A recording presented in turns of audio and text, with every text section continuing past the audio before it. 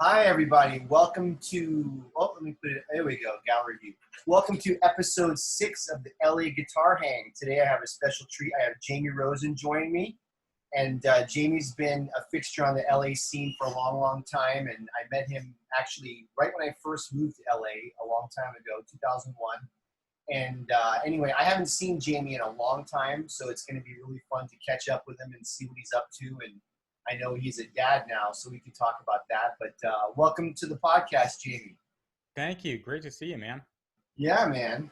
So the first time, I think I remember the first time I met you. You wouldn't have remembered because I didn't introduce myself. But when I first moved to LA, within the first month or two, when I got here, I started to go to shows all the time because I was new in town, trying to get to know people.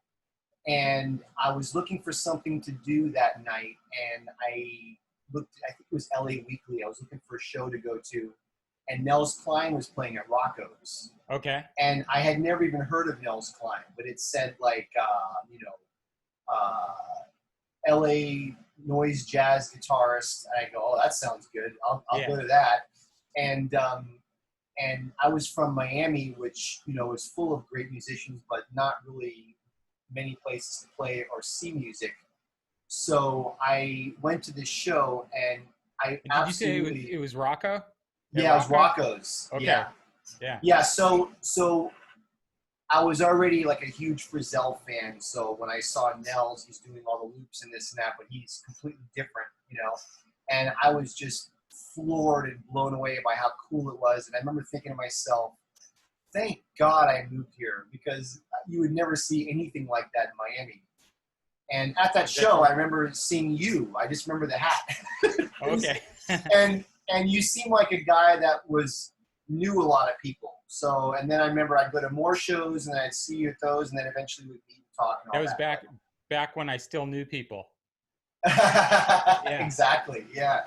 2001. Yeah, I mean, I sort of wonder what iteration of Rocco's that was. I have a feeling that, so if it was 2001, that was probably his second, the one that was like in Hollywood. Yeah, it was in Hollywood. Okay, yeah, his first one was in Beverly Glen or something like that, and that's the one that for me I have a lot of memories at and was huge.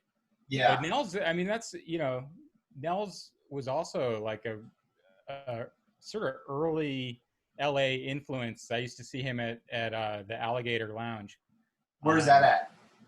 That was on the west side on like Pico, sort of around the music shop, that guitar store, a great guitar store on Pico. Westwood Music. No, man, I'm blanking on it now. I'll remember it at 4 a.m. But great, like West LA Music. Oh no, wait, no, McCabe's. McCabe's, yeah, in Santa Monica. Yeah, what a great store. Yeah, totally. But yeah, Nels is amazing. Yeah, it's funny because I had never heard of him, and so he's doing. It was like the Nels Cline Singers, and then they were playing all this crazy avant-garde stuff. And I was just like, wow, this is so cool. And I would have never seen this in Florida. And I felt so great to be here. It was cool. Yeah. So anyway, that's just one of my first memories of meeting you. So I actually own his Rat pedal. Oh, really? The distortion. Yeah. Wow. Yeah. Great guitarist, Woody Applenelp, who plays with him a lot. He gave it to me. Wow. And it has like a little like he carved his name into the side of it. So oh, that's cool.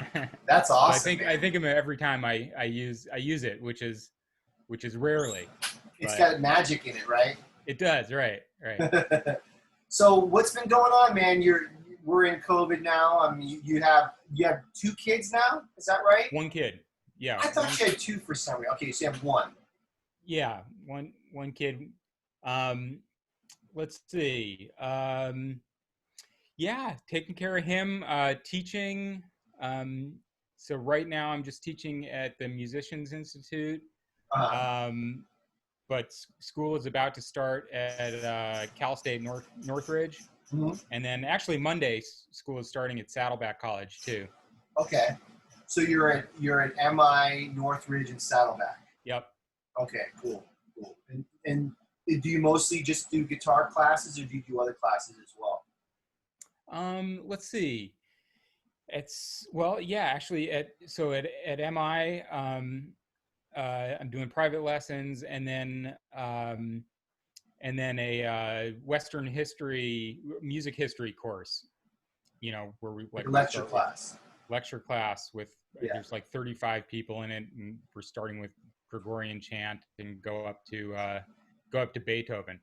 Yeah. Wow. So you So only get to the 18th century then.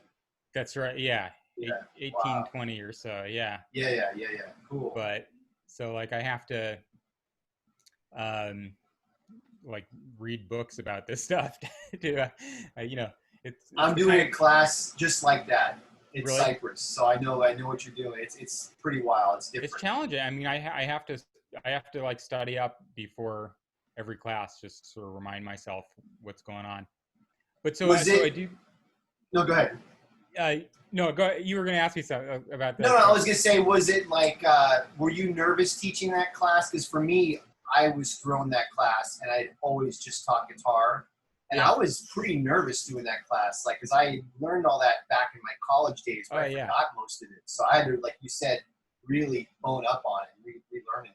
Totally. I mean, I've been teaching that class probably now for about 4 years, Oh, okay. so I sort of know what to expect. But when I first started it, I really over prepared, and I mean you know it's so hard to talk about all that stuff without sort of talking about um, the historically what was happening at the time. I know that when I took the class when I like 100 years ago at New England Conservatory, like I just thought, okay, Baroque music makes these sounds, and classical music has music that goes like this. I never really thought about, well, you know, how it fit into society at the time, you Right, know. right.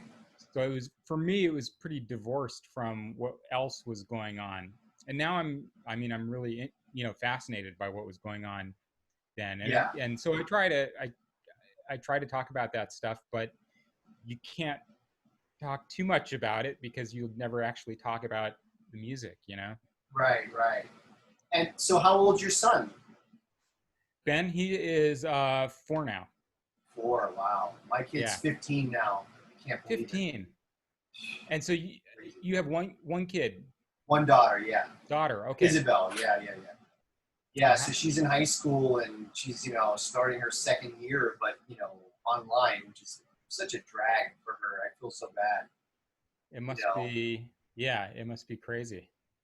Yeah, But I mean, we all have to do it, so, she just but at powering least she's through. sort of at an age where she can, focus for hours at a time. I would Yeah, think like someone that like kids that are 6 or 7, it must be insane trying to keep them in. I think it's a terrible situation for kids. I mean, for Yeah, high school kids, they can do it. She's pretty self-motivated and she just works at the computer and I just let her go. But yeah, yeah, some kid in kindergarten or whatever, it's terrible. It's awful, but yeah, what are you going to do? yeah. So, Well, Ben he's having a good time. We're actually Joe Bag. yeah, yeah, Joe's great keyboard player, organ player. yeah.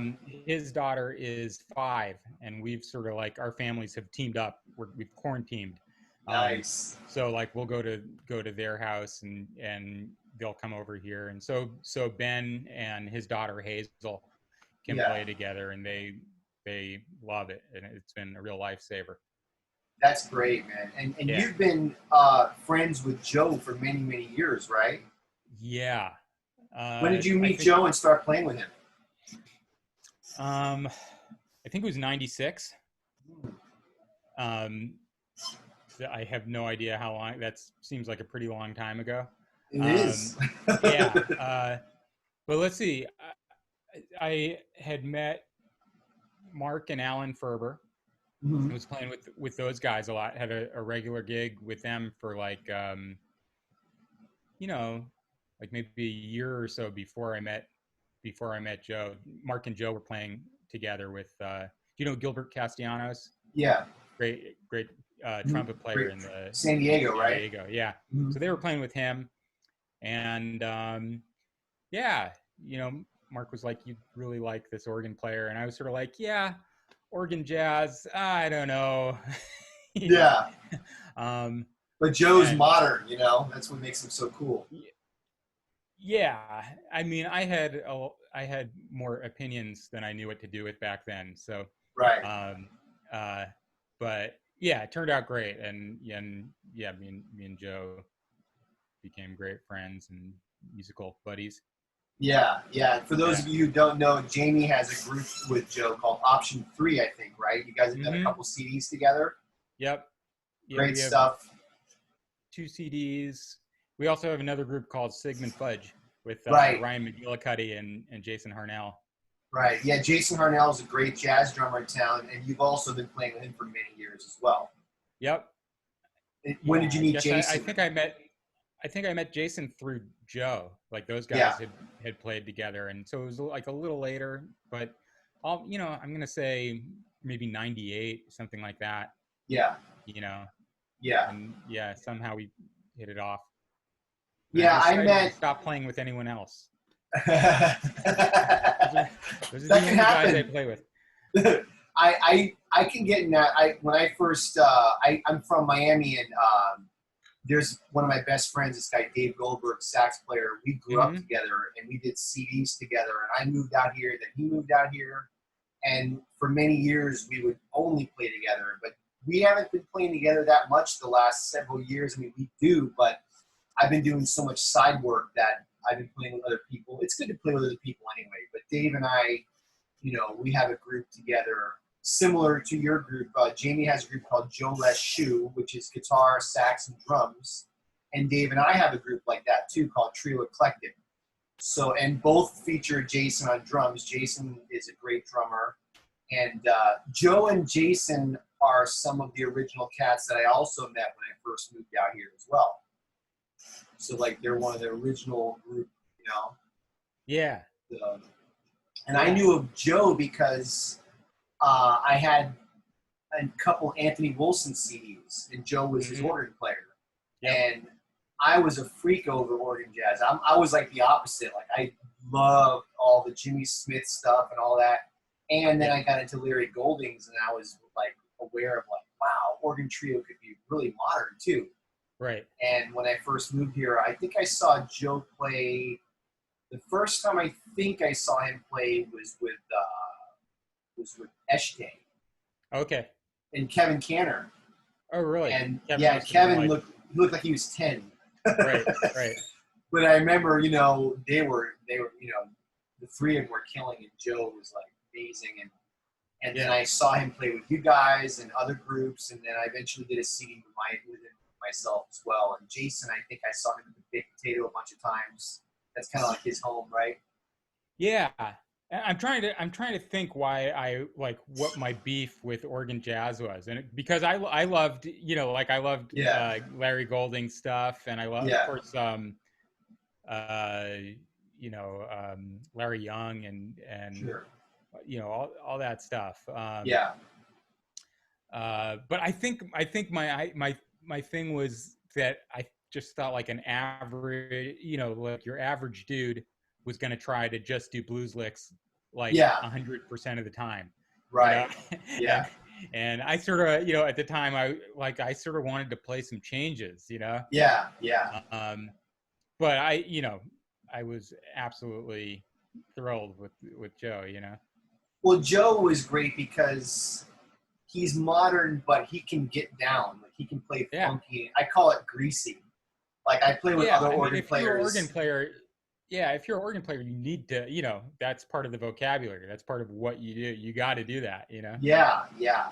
And I felt like it seemed like for a while, I don't know, I can't speak for organ players, but I remember there was a feeling in the air with that type of playing where when Larry came out, I mean, Larry Young really modernized it. a lot. So it wasn't like always the Jimmy Smith, but it felt like Right. a lot of organ players back in the 90s and after kind of went out of their way to get away from the whole Jimmy Smith, Group Holmes kind of thing. Mm-hmm. And just to prove that that's not what it's all about.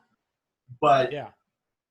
I always felt like if you skip that greasy stuff, though, you're going to pay for it in the end. And that's Yeah. like, as modern as Larry is, he can really get down. You know what I mean?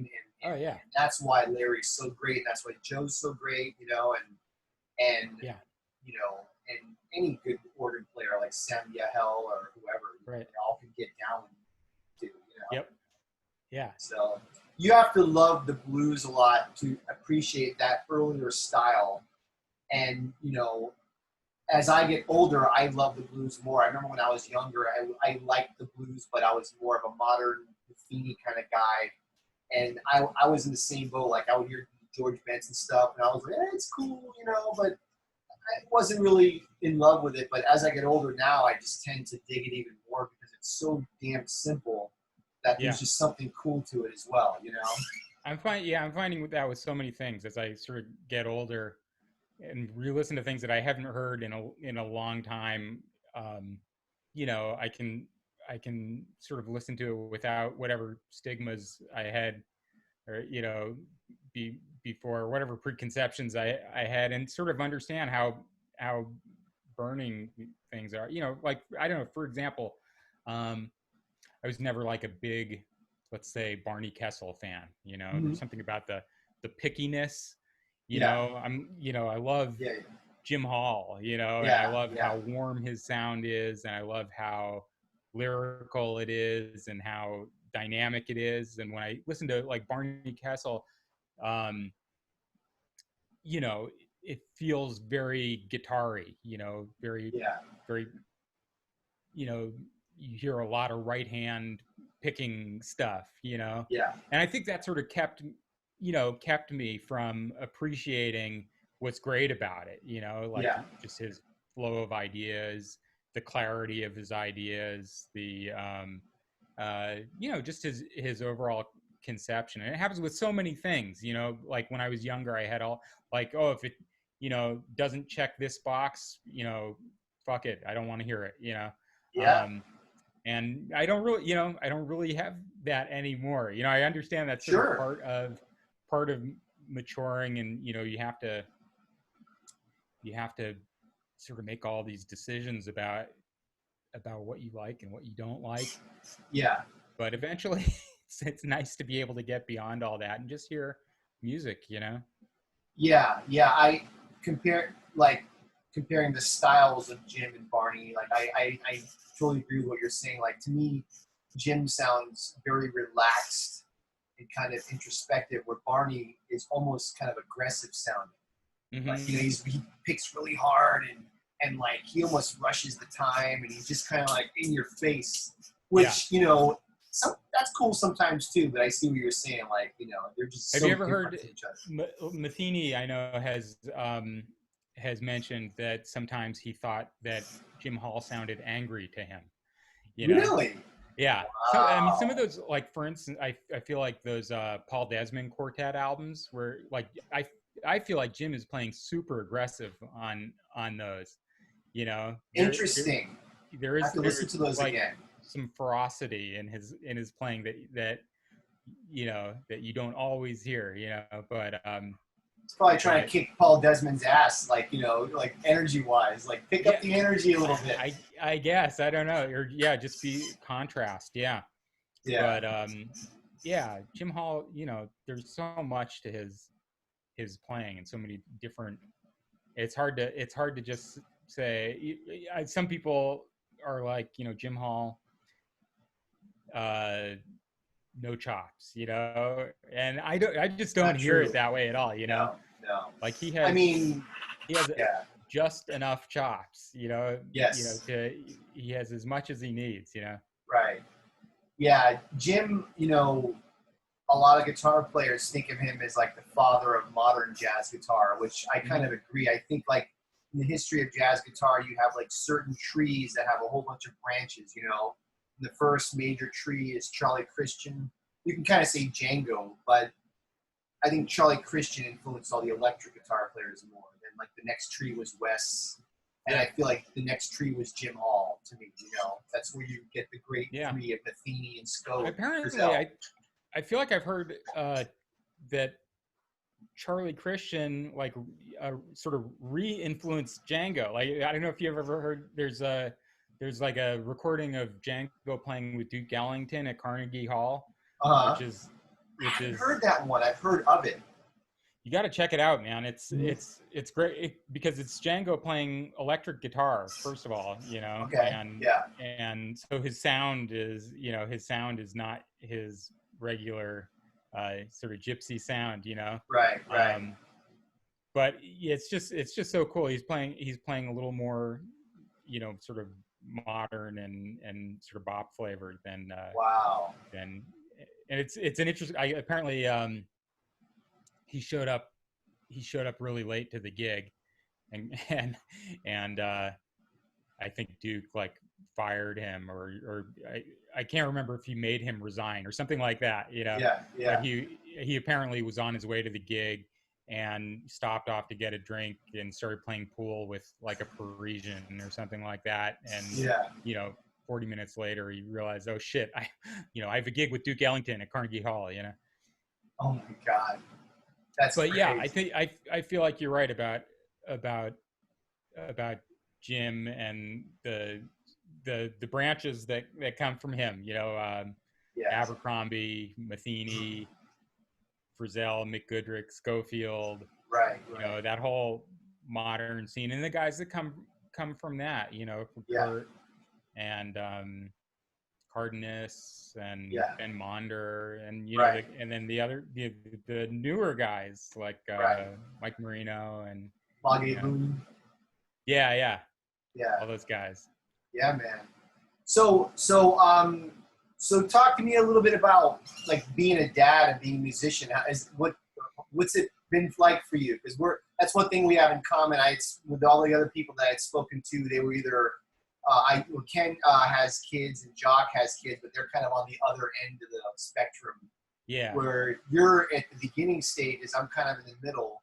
What was it like when the baby first came and you're being a musician trying to practice? What was your experience like that? Pretty hard. I mean, it's I could not focus for more than 15 minutes at a time. Right. So a lot of it is sort of like streamlining your practice. Mm-hmm. Luckily I teach a lot, Yeah. So I try to trick my students into practicing things that I want to practice. Play with that. Yeah, and that works. And sometimes I've scheduled gaps in my schedule just so I can have like an hour to practice or something like that. I feel like I generally at this point, I can sort of do what I think I need to do in an hour, and it's sort of just about being a little more clear about what you want to get out of your practice. And for me, at this point, it's just sort of about maintenance. I feel like when you're raising a kid, you're sort of like in emergency mode for everything, So you just like, well, what can I like live on for the, for what do I absolutely need to do, Yeah. And a lot of it is I just need to like move my fingers, Wow. You're saying everything that I always say when it comes to, being a dad with it's the same thing. Like people ask me, what are you working on? And I always just say, trying not to suck. Yeah, man. Yeah. And it's interesting. I mean, after, because all, aside from being a dad, also sort of like teaching as much as I do, it's just like doing little gigs that I used to do a lot, that was just, that was part of my, just what I did. I can't really do those anymore without massively rearranging my schedule, and it's just not worth it to do those gigs too much anymore, except if Right. if I really, really want to, Yeah. So, I've sort of, seen there are just some tempos that I can't get to immediately, that I Yep. had trouble with probably before anyway, but it's, it's getting more and more to the left on the metronome, Um, Yep. I hear you. so, and it's cool. Like I just have to, sort of embrace it. This is where I'm at right now, Yeah. and just try and push it. And actually, I do find that sometimes I'll sort of alter my technique or something to try to do something in a different way than I normally would. Yeah. Um, I can't like alternate pick Yeah. at whatever 300, Yeah. so Yeah. I'm trying to figure out, well, how can I play those tempos, Play like Jim. Play whole notes. yeah, right, right, yeah, totally, He taught me how to play fast tempos, man. Those tunes on the bridge are yeah, so burning, and he doesn't have the technique to play like a Sonny Rollins. People say, like, when they say he doesn't have chops, I think maybe that's what they mean. Like he plays fast tempos great, but he doesn't burn eighth notes like a totally, horn man. player Yeah, might. he's executing his ideas very cleanly. You Mm-hmm. totally understand what's happening, Relaxed sounding, yeah, you yeah. know. That's cool. But So, yeah, well, what I was going to ask, what was it like for you? uh, You probably had your girl when right around the time you got to LA. no, my daughter was born in 2005, so at that point, I had been here for 4 years. I was just teaching guitar and gigging when I could, just like everybody else. And Hmm. what's funny is I never had gotten my master's. I got my bachelor's like back in '96, and I never really liked school, to be honest with you. But I eventually, in my mind, I was like, I really want to teach in college at some point.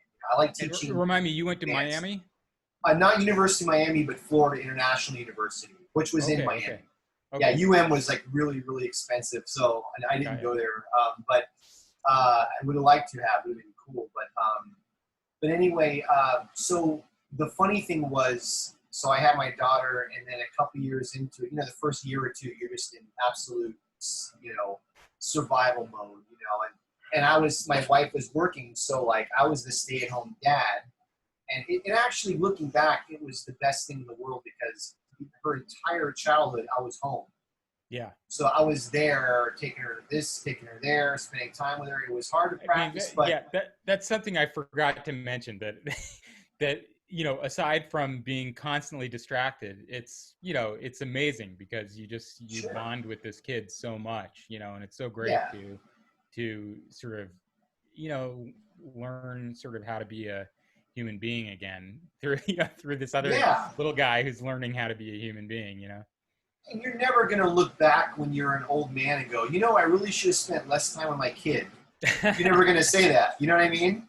Yeah. It's only going to be the other way. Well, I will What? tell you that I used to hang out with Jimmy Weibel a lot. Uh, We were teaching at MI a lot, and he yeah. would frequently tell me that the secret to getting to be a really great musician is not having kids. You might be right about I don't that. know. Well, what's funny? So in my situation, so what happened? So I had this little baby at home, and then I had this panic feeling like I got to get my master's degree. I got to get my shit together. So then that's when I went to UCI and got my master's. And I remember it was so freaking hard because at that time I was actually my lessons was probably at the best it had ever been. I was really teaching a lot. I was making good money, and then I was in school. So every day was like 15, 16 hours every day, and I had to drop her off at daycare, and it was just so stressful. And I remember thinking to myself, you dumbass, you Hmm. could have gotten your master's 3 years ago when it was just you and your wife, and it would have been so easy. Yeah. It's like you waited till you had a baby and then you get your master's. What a dummy. Right. But I needed that kick in the ass to go do it. Yeah. And then, then once I did it, then everything stabilized. But I think, like joking about what Weibel said, I do think though having a kid, it you might not play as much, and your chops might not be what you might want them to be. But man, there's something, as you know, like so deep about it that I guarantee you it gets into your music. You know what I mean? Like Mm-hmm. you're gonna have a depth of life experience that someone playing in a room for 8 hours a day is not gonna have. It's just not. You know what I mean? That Yeah. if you don't live and you're constantly practicing day and night, you're gonna be a monster player, but you may not have anything to say. Mm-hmm. Yeah. And there's something to that too, I think. Yeah, absolutely. I agree. you know.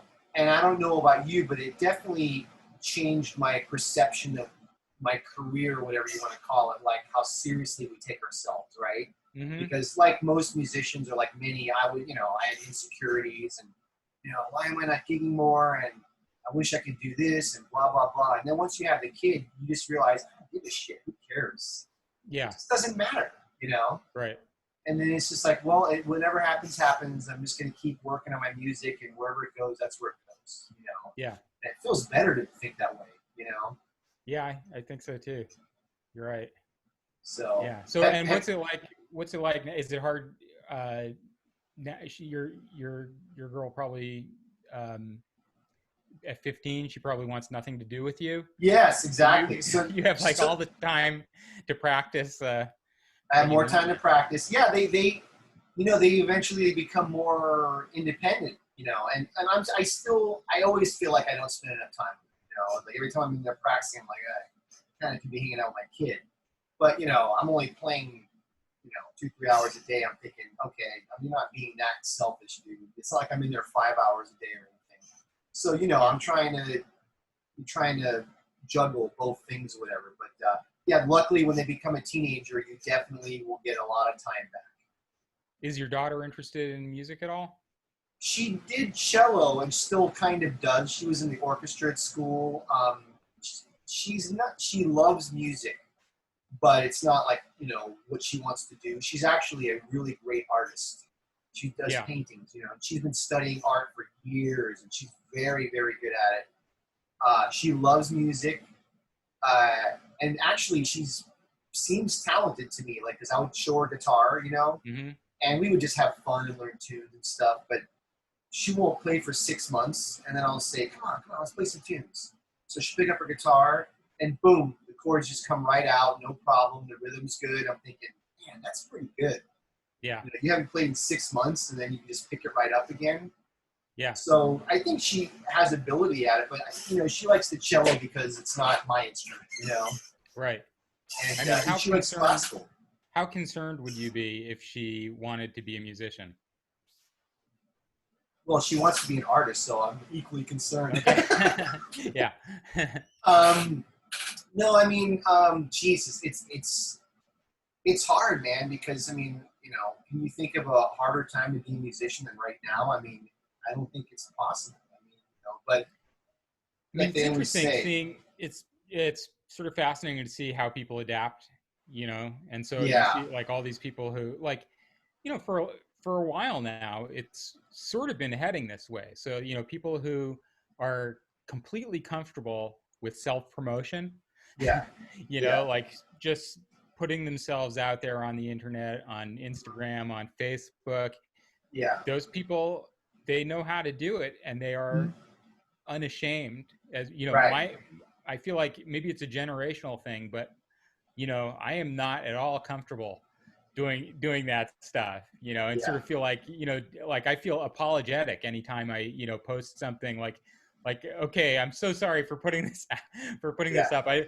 don't want to waste your time, and yeah, I don't think this is that great, but and that's absolutely not the way that you you should be. right, My students understand this way better than I do. right, I just want to sort of like learn how to play better, yeah, get to be a better musician. But a lot of these guys really just understand the way it works, just sort of being visible, putting yourself out mhm, there. And now, and now with COVID, sort of like actually, these people who make like the little videos with like 100 little squares of themselves playing at the same time, Yeah.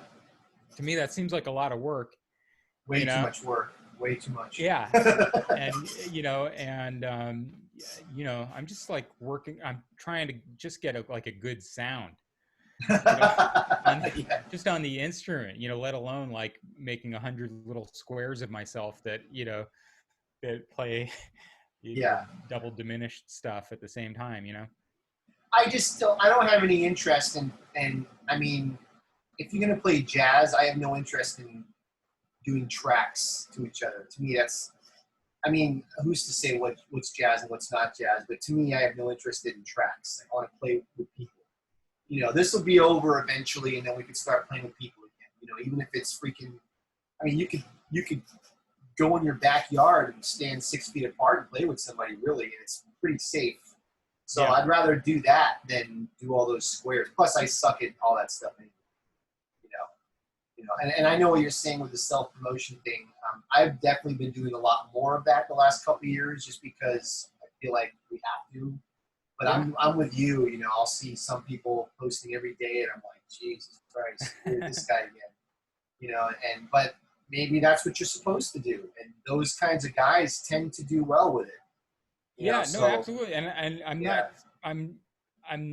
I don't sort of mean to denigrate it, because Sure, when I see burning players, Yeah. post these things, and I think, Yeah. oh, man, I should do that too, Yeah. But then I also think, I mean, it's just so I don't know. It's hard to sort of get something that you're happy with. Oh, of course.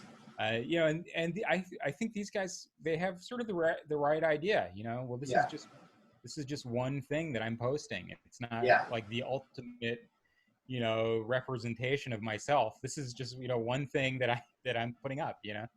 Yeah, and that's the thing, because I'm the same way as you. We're from a different era, where it was like you kind of, you would just go do gigs and play with people, and that's how you promote yourself.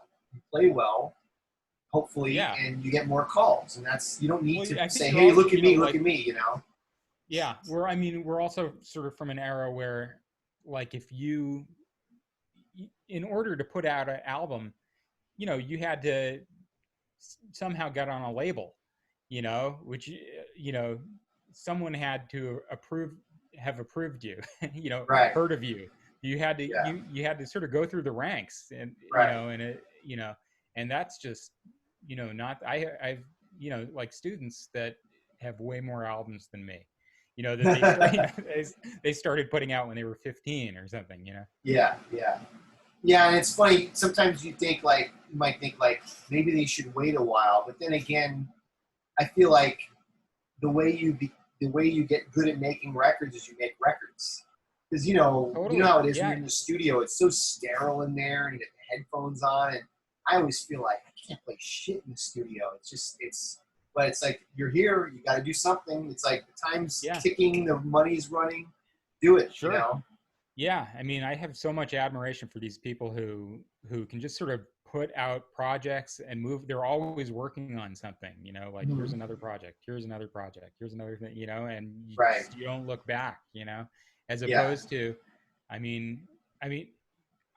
don't know how they do it, because it does take a lot of effort and money, to put out, if I put out an album, I definitely want to pay the guys that I'm playing with. I need to get studio time, and it, winds up being, I would say, like, what, at the very cheapest, like, what, $5,000 or something like that, Yeah, it depends.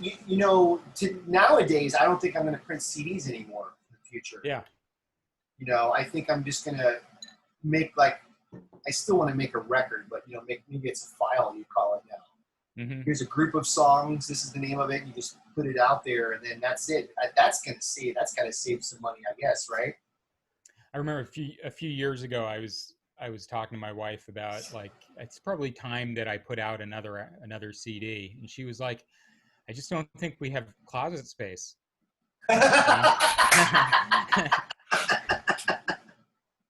My wife does the same thing. ladies and gentlemen, Yeah. my wife. Yeah. I'm a $1 million seller. I have 1 million CDs in the cellar. Yeah. Heard that joke? Yeah. Yeah, I have boxes. We went through our garage the other day, and I have like a big box of unopened CDs, and it's my buddy Goldberg, man. We got to print CDs, and I'm like, why? Is it because that's how it should be? And I'm like, nobody listens to them anymore. So I let him talk me into it. You honestly cannot give them away. I mean, I remember No.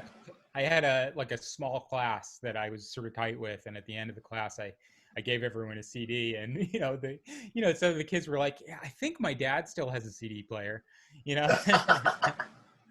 You know what's sad though is I love CDs. Like now it's hip to like everyone likes vinyl again, which vinyl is awesome.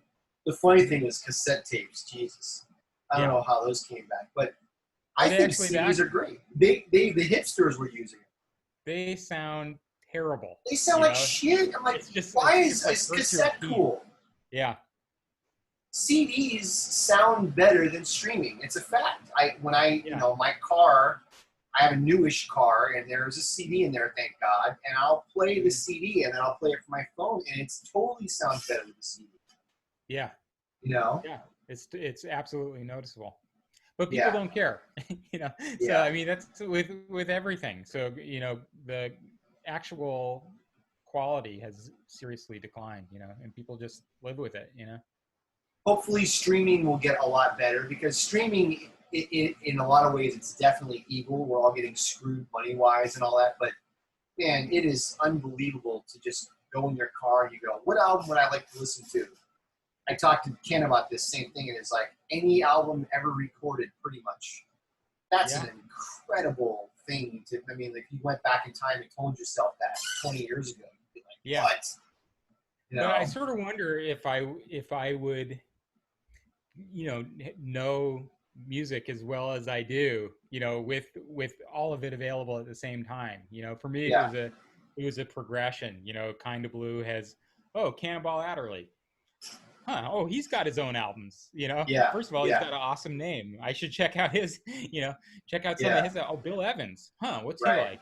And then, whatever. Bill Evans has the album with Warren Marsh. Interesting. Who's he? And and then you have there were albums that I was looking for years. I had like a piece of paper with just the albums that I had read about somewhere that I was always looking for. Yeah. And every now and then you'd see them in a record store, and it would just be like, oh my God, Yeah, I remember how in Boston, I had heard about that. There's this early album with Jocko and Paul Bley and Pat Metheny and Bruce Ditmas. I have that album. Maybe he's a Florida guy, right? Bruce Ditmas. I don't know Bruce Ditmas, but I met Jocko, and I'm a Jocko freak. You did? Because he's from Fort Lauderdale, where I grew up. You met him? So yeah, once. I told this story on one of my other ones, but I was in high school and I actually hung out with him for like the night. It was crazy, and he died like 6 months later. Wow. It was an amazing. It's a story that I told, but it was great, and I have that record. What episode was it on? It was the one with I think it was Will, the first one, the one with Will Brom. Yeah, you can hear the whole thing. But anyway, that's a very rare record, but I have the vinyl of that. It's out. It is really early. He's using a wah-wah, right? Yeah. Yeah, he sounds a little like McLaughlin inspired in some ways, Yeah. Which was sort of going around back then. But that was one of those ones that I think I was in high school and I found that in a record store, and I was with a friend who we had to physically fight over that, who would get that album, But that's fun. When I was at I did my undergrad at New England Conservatory, and there was one, I think I was a freshman, it was maybe 89, and I was walking. I'm trying to remember. Did Jocko die in 87? 87, yeah, I believe so. 87. Okay. Mm-hmm. So this must have been 88 then. I was walking around Boston and Copley Square, and I happened to see Pat Metheny walking down the street. and I totally like cased him. You know, he probably understood, like he probably sensed that there was some little jazz nerd following him around. And he went into a pizza shop, and I sort of like waited outside, like, oh my God, should I talk to him? And he came out, and I was just like, Mr. Matheny, yeah, I gotta say, man, I'm a huge fan, and he, you know, he said, "Are you a musician?" We struck up a conversation, and you know, walked around for about a half an hour, um, Wow. and uh, and it was actually it was like the year anniversary of Jocko's death.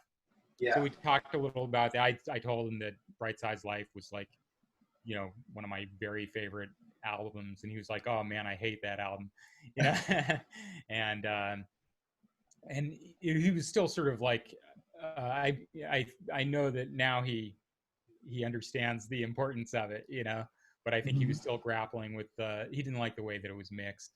And actually, Uh, Bob Moses was at the conservatory too, and I talked to him about that, and he was like, "Yeah, man, you know, Manfred Eicher put all this reverb on it, and you know, he was like, you should have heard us live, you know, we were like Cream, you know, we were like a power trio, you know, but that kills me because they were playing all over Miami all during oh that yeah, time. I was alive, but I was 4. You right, know, but it would have been so cool. I mean, I know older guys that would tell me like, "Yeah, I used to see them all the time," yeah. and they said it If was they had played unbelievable.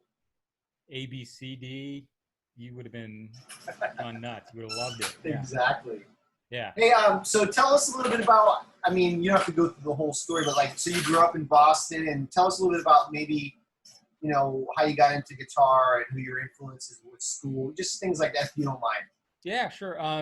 So I grew up in Wellesley, Mass, which is a suburb about 15 minutes from Boston. Uh, Um, Started playing guitar when I was like maybe 12 or so, and he was into all the guy. You know, the Beatles was the first band that I was super obsessed with, and yeah. um, got into Hendrix, Uh, and you know, and did all the classic rock guy, Pink Floyd and Zeppelin and all those guys. You know, mhm. and somewhere along the line, I think like the more artsy rock, like Yes and King Crimson and guys like that, sort of reminded me. It sounds sort of like jazz. Maybe I would like that, you know. Yeah, yeah, And it was also like, so if this was when I was 12, which was probably like 82, I think yeah. I got a subscription to Guitar Player magazine for my bar mitzvah, Mm. and Guitar Player magazine in 1982 Pretty was killer. actually great. You know, they Yeah. were super eclectic. You know, so you'd have like, you know, Liana Boyd, you know, great classical guitarist on the cover. Um, you know, there were just so many different genres that were represented. Unlike actually, it's gotten better, but you know, like say in the whatever 2000 early 2000s when it was just like metal, you know. Yeah. Um, so I was checking out a lot of things that I was reading about there, you know, and yeah, I just sort of remember sort of picking, you know, three guys that I was interested in that I'd read about, like Wes. I got like a live Wes album. Yeah. This one, I think it was Impressions from Paris, which is Mhm. amazing, Yeah. and Larry Coryell was writing for Guitar Player magazine at the time, so I got something with him, which was like an early Gary Burton at Carnegie Hall, which is a very interesting album. Um, and what was the third? Oh, the third one was Al Di Meola, which probably back then I thought like that was like my favorite of of the three. You Cool. know, It's impressive. like yeah, right. It was just chops all over the Right. place. You know. Yeah. But all those albums are you know, sort of enough to get you started, you know. Yeah. um and so I don't know, probably by the time I was about, you know, 15 or 16, I was sort of like all in, you know. Mhm. That's all, I just wanted to be a jazz guy, you know. By the time I graduated high school, that's, I didn't really care about anything else. And so I went to New England Conservatory, and studied with Mick Goodrick there, which was great. I sort of wish I could do it over Yeah. and ask him the right questions. I think Well, I sort yeah. of I wanted to mean, impress him. he's probably, that's the same thing. Where you're at now, you would get so much more than maybe back then because you're dealing with basics probably at that time, right? Yeah, I really wasn't.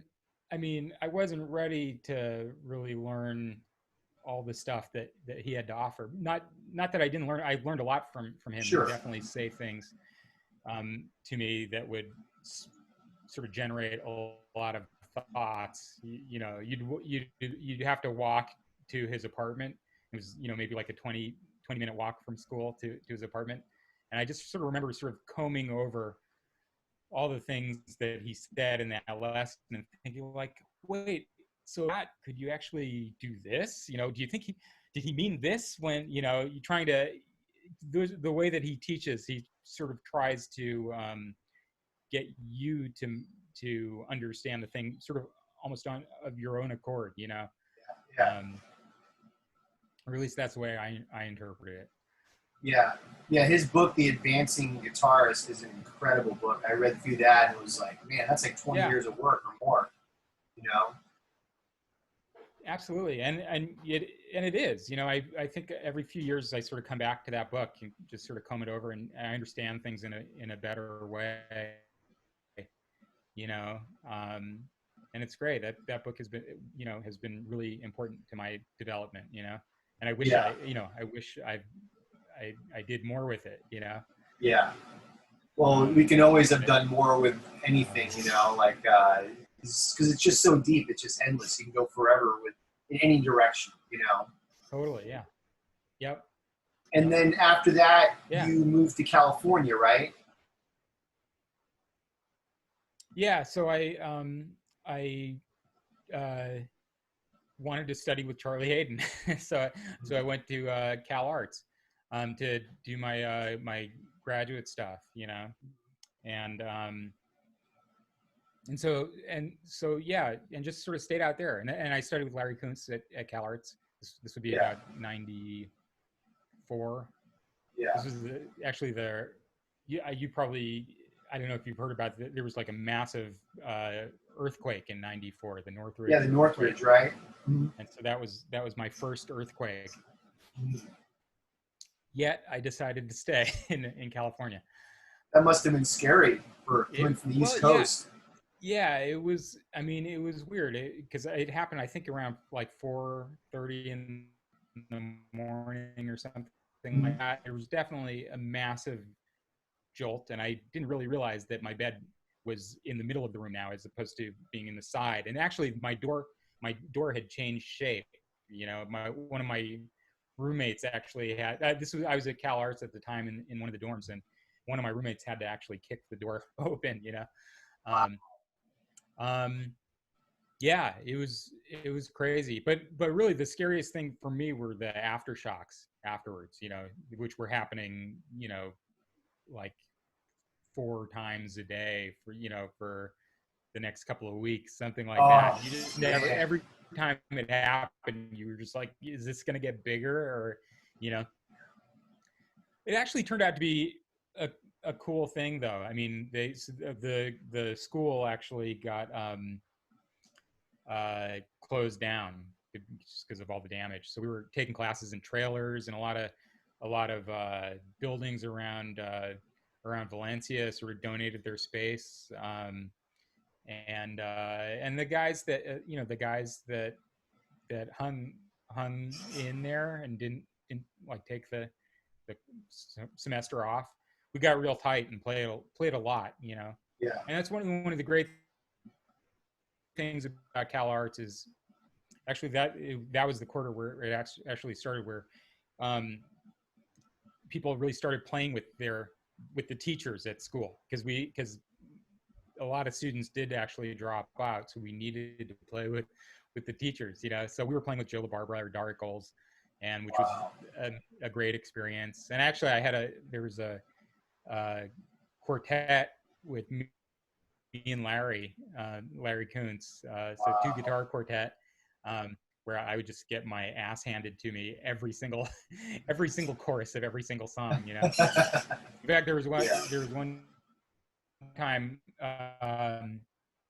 he brought a chart to Stablemates, which I had never played before. So I was sight reading Stablemates, and didn't really. I just somehow I missed that. I just assumed that it was a AABA form as opposed to an ABA form. So I was getting lost every single chorus.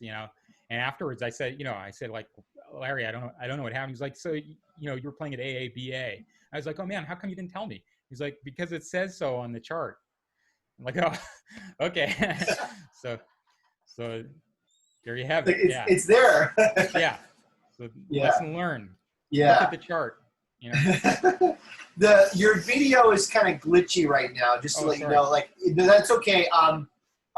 It sounds like some of the words are being stretched. So just to let people know, Jamie's not drunk right now. It's the video. Yeah. Not yet. Not yet. But no, that's a great story. And then now you have always been a composer as well. Did you study composition there a bit, or is that something you worked on later on? A little. Let's see. I studied a little with Jimmy Giuffre at the conservatory, and we did some composition stuff, some counterpoint stuff, and I think I started sort of composing around then. One of the things that I'm actually trying to do with this downtime is sort of rewrite a lot of my charts now that I sort of know more about writing charts, and so I want to sort of try to examine all the tunes that I've written. I think at this point, I think it's about like 110 or something. It's a lot. Like that, tunes that I've done, and so and it's been nice sort of going through my body of work and just sort of checking out, some of these tunes are really fun to play on. I should play some of these tunes again. Once we start playing music again publicly. Yeah, it's the same thing. Like, it's like when I write as well, not as much as you do, but I'll do gigs and sometimes I go, I have tunes of my own. Why don't I bring these out?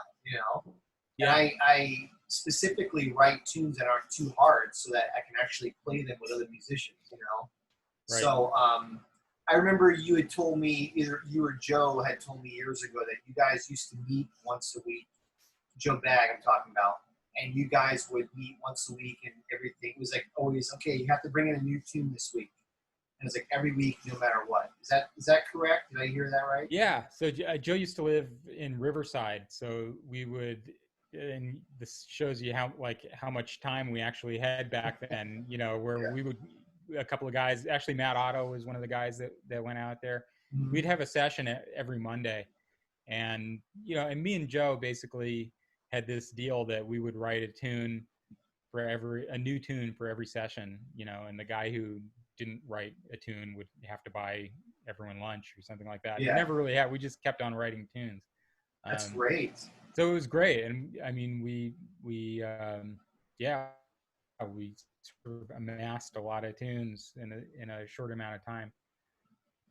And then we sort of wanted to, the intention was to memorize these tunes and perform them, at some point. I think we did a couple of Steamers gigs where we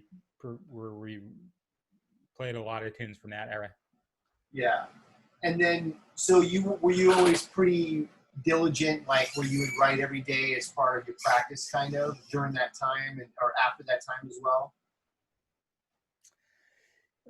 Not really. I mean, yeah, I didn't really have a schedule or anything like that, Yeah.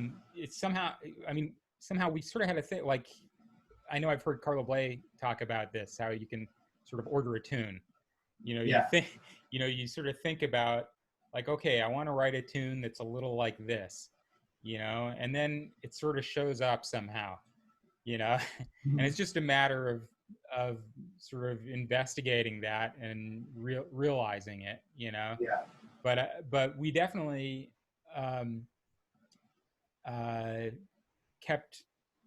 I know, you know, both me and Joe, we sort of like kept writing titles of tunes. Anytime we found some title that would be a good, you know, that would be a good name for a tune, we would like write it down. And it's funny how it works that way. Like for me, coming up with a decent title can sort of evoke a tune somehow. And That's a some, great you know, and then the idea. other thing is sometimes you write a tune and you don't have a title, and so we would just name it, you know, something that sort of happened around that time. You know, I Right. have a tune called "The Golden Molar," which, you know, like I had just gotten massive dental surgery, you know, Yeah. and that commemorates that period of my life, you know. A lot of pain in that song. Yes, it was definitely painful.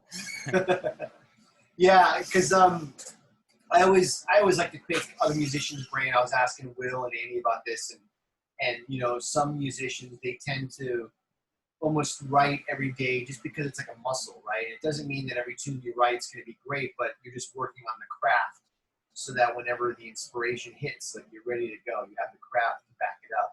I've always been a lazy writer. I talked about this, and the other ones were myself, where I will book a studio date and then say, okay, you got 3 months, now it's time to write, you know, and luckily I have enough CDs where it appears that I write a lot, but I really don't.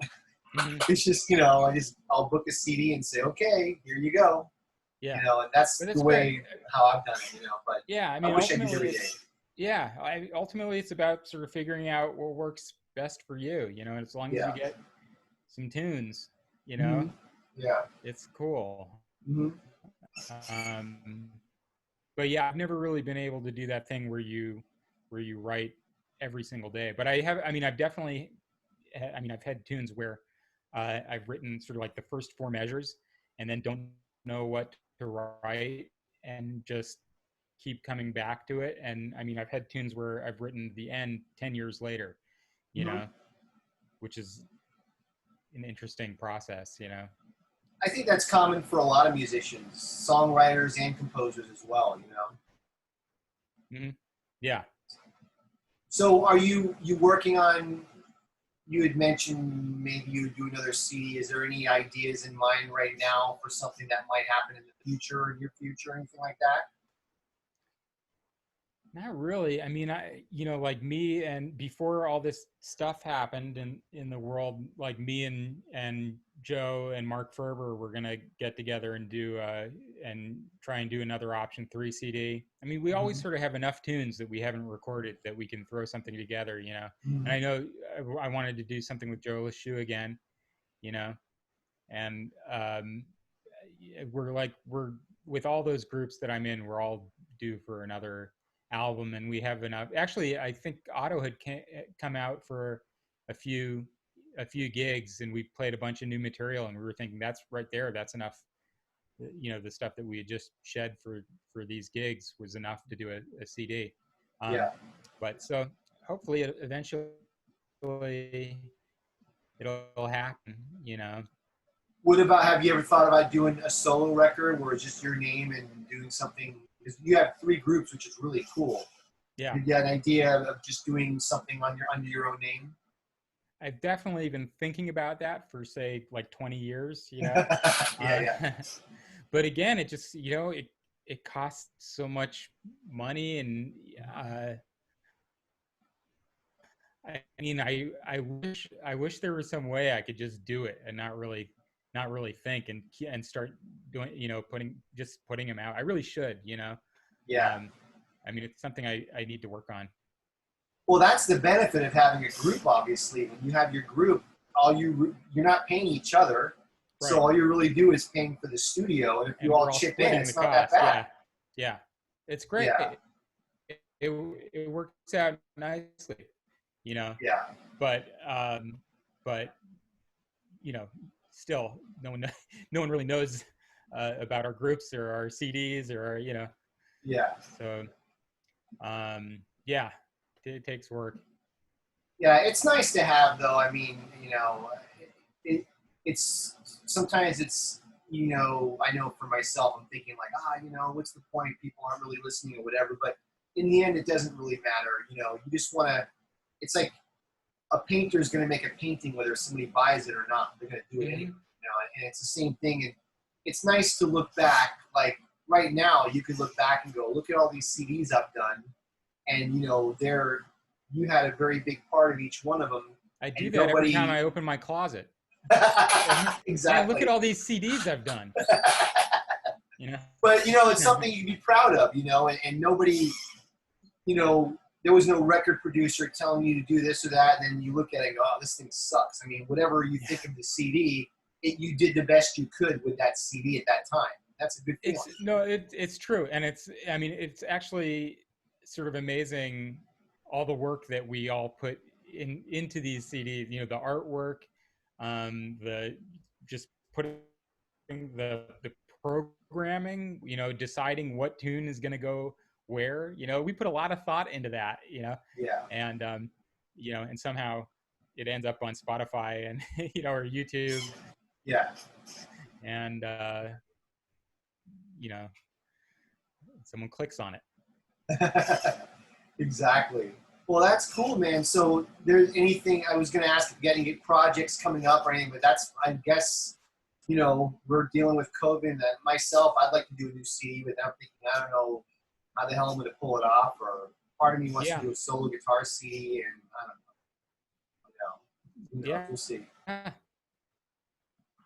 That would be cool. Yeah, I'm doing a guitar ensemble at CSUN. So for the first time, so I'm gonna try and write some like 4 guitar arrangements, which I've never really done before. And I don't, I generally have some issues with that kind of music, with with stuff with more guitars than is necessary. So I want to work my way through this genre and see what I can sort of feel out and figure out how it works, how to make a tasteful 4 guitar CD, or arrangement. It can be done. I mean, I don't know if you've ever heard the McLaughlin album called Time Remembered. Have you ever heard that one? I love that one. Yeah. It's gorgeous. It's make great. It like that. Yep. Yeah, that's great stuff. I think that's 5 guitars, and one of them is like a bass guitar, right? Or something like that. Yeah, those are beautiful. And I mean, yeah, there are some good ones. I mean, there's one. There's a guitar trio album, the New York Guitar Trio, with Cardenas and Monder. And I'm fucking blanking on the other dude's name, but he's a great guitarist. Yeah. And it's just 3 of them, and they're just sort of like playing tunes. It's not super arranged. And that's actually something I want to have these guys do, is basically, use their ears to be able to figure out how to tastefully play in that, in that kind of configuration. So I don't always want to have one dude chunking away on Freddie Green, one guy walking a bass line and whatever. I don't want it to be some sort of rote standard mechanical procedure that they go through, but I want to have actual interaction and improvisation. Yeah. And we'll see if it can be done. I'm sure it can. Yeah, that's cool. So now the most important part is, what gear are you using right now? Okay. I always love talking gear. Yeah. Let's see. Well, this right here is my Walter Woods, which I've brought in from the car. That's my. You've been using that for years, haven't you? It's been a while now. It's been probably over 10 years. And a Razor's Edge cabinet. Using this Sadowski. You got a Sadowski. Nice. Yeah, I've been using this probably for like, I don't know, 5 or 6 years, something like that. I had one of those. That's the semi-hollow? Yeah, semi-hollow. It's an interesting one. I've never seen this. This is like jacaranda wood, apparently. Whoa, that's a beautiful color. Yeah, I've never seen another one that he did with this particular wood. So that's sort of like my main setup. But I see you with a Jaguar sometimes, or do you still have that? So there was a period where I was using that. I was using it was actually a Mustang Okay. For Joe Lachou, Okay. um, and that was a cool twangy sound for it. And Otto was always getting sort of pissed at me because it was sort of out of tune in Uh-huh. in various registers. But yeah, Yeah. but I rarely use that one. Um, yeah, I mean with Joe Lachou, it's sort of like I have this one here. This is like a baritone telly that here's a Wormith neck that I stuck on this telly body, and so Really? it's a baritone. Yeah, I love baritone. So you just bought a yeah, it's baritone super neck cool. and put on a telly? That was it? That's it. Wow. I never Yeah. thought of that because So I that play I play Collins guitars and they make this baritone. I was playing one at NAMM and it was just amazing. I was writing tunes. Like the second I picked it up, I wrote like 2 tunes. I'm like, I have, but it's like thousands of dollars. I'm thinking I can't spend that on a baritone. But I want to go cheap route. And that sounds a good way to go. this was pretty cheap. I mean, I think the Wormith neck was maybe like $300, something like that, and the and the body. I mean, I think this is a super cheap telly. So I Yeah. think I got it on eBay. Just the body I got on for maybe $100 or something like that. Yeah. Wow. That's a great idea. And then so you don't use you don't use any tube amps, just mostly the Walter Woods? I have a Princeton reissue Mm-hmm. that I occasionally use. I use that with the Sigmund Fudge album. Um, Okay. but honestly, I'm, you know, I never, I feel like I haven't been able to get a really good sound out of it. Uh, Um, I just haven't figured, I haven't figured it out. Or maybe maybe I'm doing something wrong. I'm not so comfortable with tube amps. You yeah, and I feel like they always sound different on different days. they do. You know, you know what I mean? Yeah, they do. Just the general degradation of the tubes makes it inconsistent. Yeah. So I mean, I feel like I've had good luck with this Walter Woods. I don't know if this thing ever took a dump. I don't know what I would do. I used to use a acoustic image, Mhm. and I thought I was pretty happy with that. Yeah. Um, so I know what do you think about Quilt? Is it Quiltner's Yeah, software? quilters are great. There's actually a lot of good choices now. I had a couple quilters and they were really good, but I fell in love completely with this new Fender. I don't know if you've heard of the Fender Tone Master series. Have you heard of those? No. They're modeling amps, so they're like you can get a deluxe reverb or a twin, and it looks exactly like an old Blackface Deluxe. If I didn't tell you it was a modeling amp, you wouldn't know. It just looks like a deluxe reverb, Mm. but it's modeling. And most modeling amps, they can do like 25 different amps, Marshalls, boxes. This thing has all the processing power of like the really, really high-end ones, but Mm-hmm. it only does deluxe reverb. That's it. It doesn't do anything that a deluxe reverb doesn't do. And it sounds amazing. It sounds like a really great tube deluxe reverb, but and it's like got like a nice light pine cabinet with a neo dynamic speaker. You can pick it up with your pinky. Oh It's wow. so light and it sounds like a deluxe reverb, like exactly. Like I played it next to a tube one. I'm Uh-huh. sure if you spent hours, you probably would hear a little bit of a difference. But like in the guitar store, I hate modeling amps usually. I'm a tube snob. Huh. I always play tube amps. And I played this thing and I was like, I have to have this amp.